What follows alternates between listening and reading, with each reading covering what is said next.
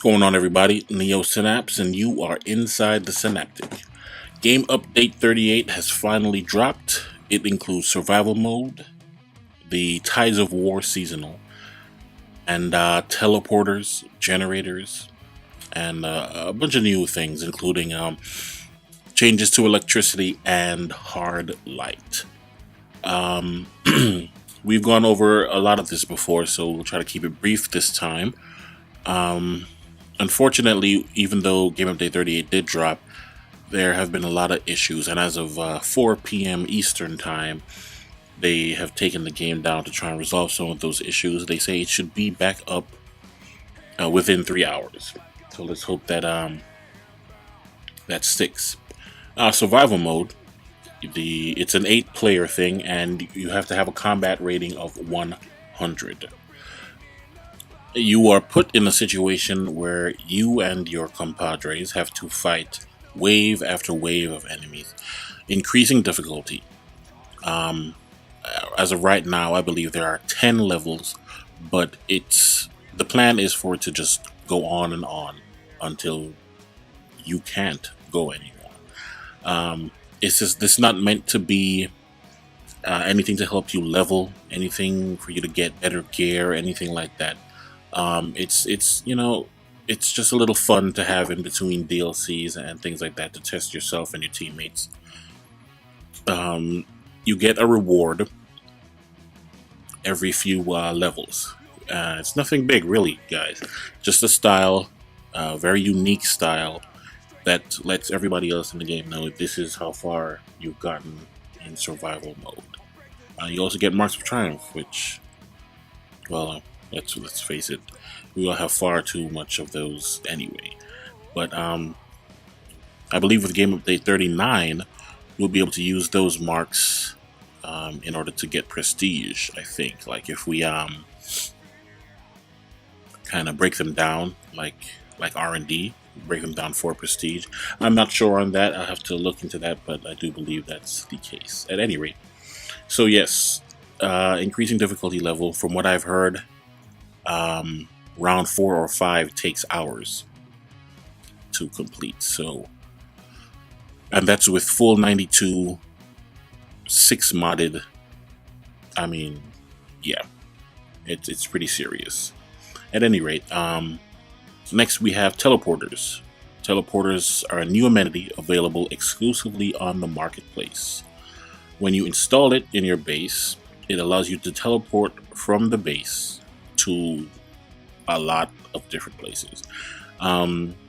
Initially, they'll be equipped with headquarters and your various bases, so you can choose to use those for the destination of your teleport. But during game content from bosses and what have you, things will drop where you'll be able to teleport into many different places. There's even one that allows you to teleport to all of the major areas in Gotham. So it would behoove you to run content so you can get these things for the teleport. It's pretty cool. Generators might be the coolest thing outside of the survival mode. There's a new tab in your generators when you get that dialogue open that allows you to install a variety of mods to increase your stats or grant new destinations to the teleporter. There's going to be 3 different quality levels for each tier of the mods that you can use: version 1, version 2, and version 3. Version 2 mods can be purchased with marks from PvE tier vendors in the headquarters. So Watchtower or Hall of Doom, you can purchase those. I guess similar to how you can purchase synthetic mods. Mods start at tier 3, which are usable by everyone, and tier 4 mods and beyond have a combat rating requirement to purchase and use. Just like with your white mods, you're going to have to keep your generators powered up in order to get the benefit. Another thing that's coming in Game Update 38, PvP server selection removal. We talked about that. It's pretty much when you start the game, you cannot start in PvP phase anymore. You will have to use the phase shifter in order to do that day to day. or change rather. Another thing, NPCs will now show their combat rating levels. So instead of, it's fine when you're below 30, you can see what level these NPCs are, but once you pass 30, you don't know whether something is a fresh 30 as far as difficulty level, or if it's freaking CR 10 a billion. Anyway, electricity and hard light revisions. Hard light had a lot of its revisions done in game update 36. The rest are in game update 38, including impact becoming a ranged POT option, which is always good. But from what I've heard from a lot of hard light people, these changes are terrible. I've also heard that they're great. So I don't know. You'll have to test for yourself. See how you like it. Right? The Tides of War summer event is back. Battle for the Throne of Atlantis continues. Ocean Master is routed his force of mutineers to displace King Arthur and take the throne. So you've got to do that again. Get those feats. Super Patriot has a nice video that shows how to get all the feats that are in that section. So you should give it a look. Search that up on YouTube. Classic Batman is now available for Legends. It's pretty much regular Batman, just with a different skin. And it costs quite a bit, considering that 150 marks of Legend. But I mean, if you're a completionist, or you like to have that kind of thing in your list there, as far as having Legends characters, I mean, I guess go for it. Classic Batman will trigger the Breaking the Bat feat.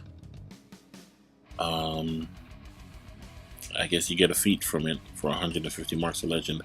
Listen, man, my marks of Legend are really scarce because I don't PvP that much, so no. Anyway, subtitles. You'll be able to put subtitles on for the movies and things like that.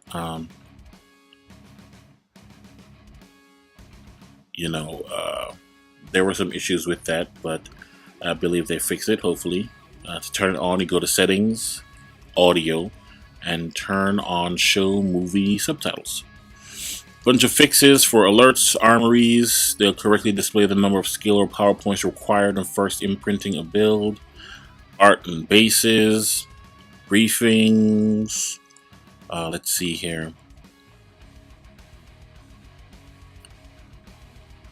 Various fixes to different bounties. One of the big things that we did talk about before as well is the precision buff nerf.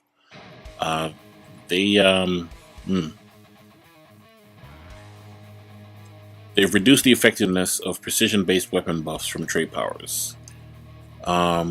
This will affect Celestial's Anoint, Earth's Reinforce, Light's Inspiration, Nature's Carnage, Rage's Ferocity, and Bloodlust.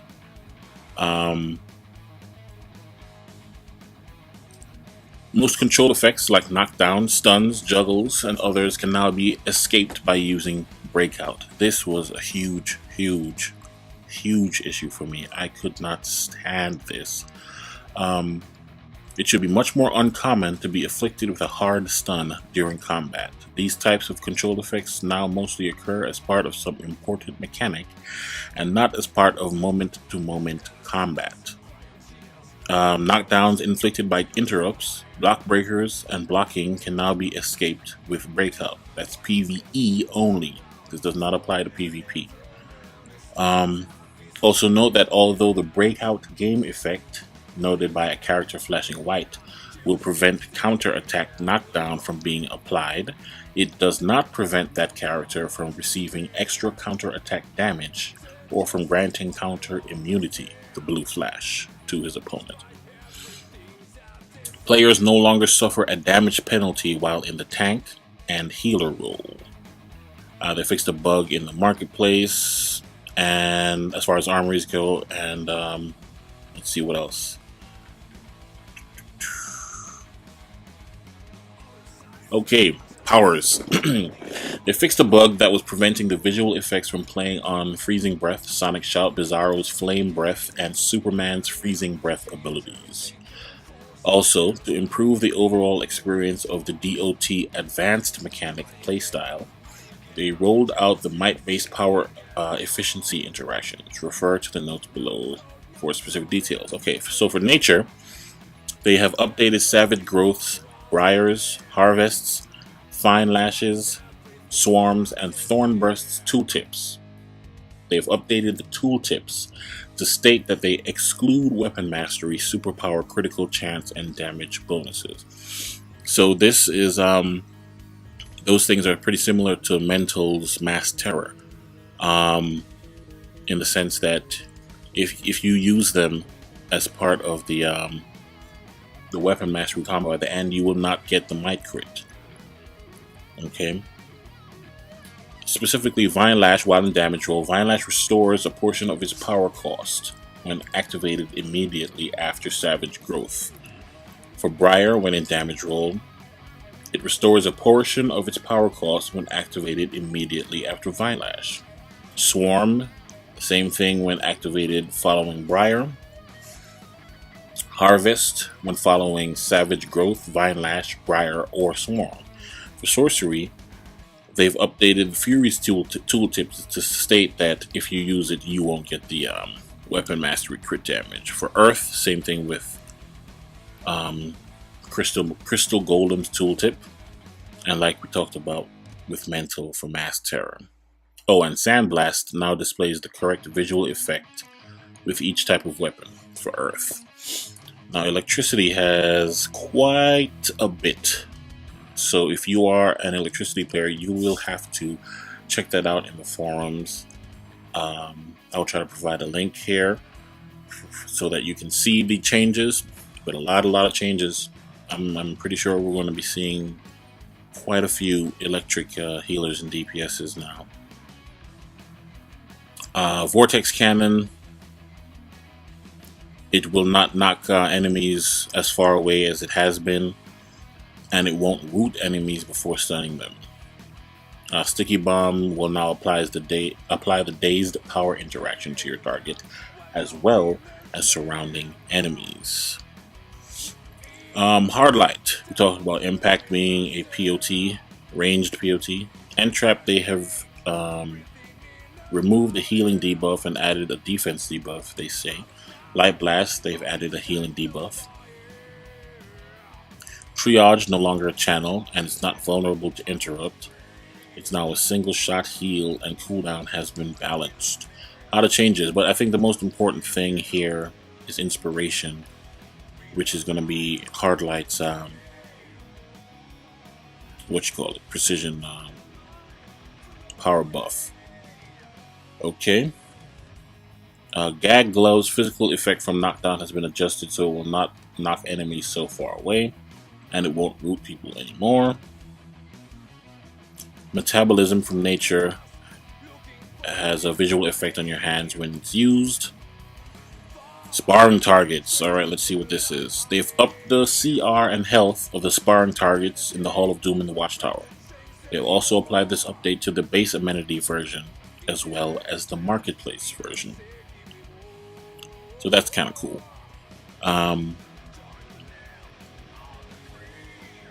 They fixed the league menu in the quick menu. The league ranks, you should be able to adjust